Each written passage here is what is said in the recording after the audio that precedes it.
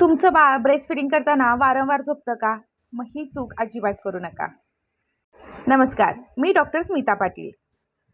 नवजात किंवा लहान बाळं ब्रेस्ट फिडिंग करताना वारंवार झोपतात, परंतु हे सामान्य आहे. ब्रेस्ट फिडिंग करताना बाळाला उबदारपणा, सुरक्षितता आणि आराम मिळतो. तसेच नवजात बाळं ही दिवसातील 16 ते 18 तास झोपतात.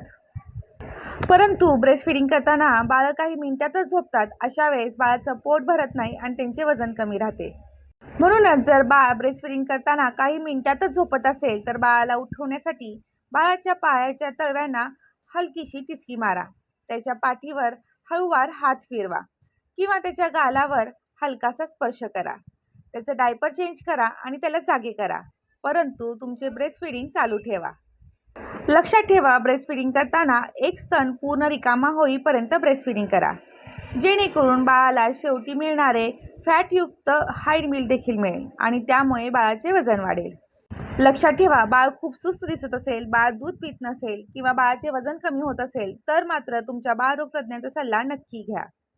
अशाच उपयुक्त आणि वैज्ञानिक माहितीसाठी चॅनलला सबस्क्राईब करायला विसरू नका.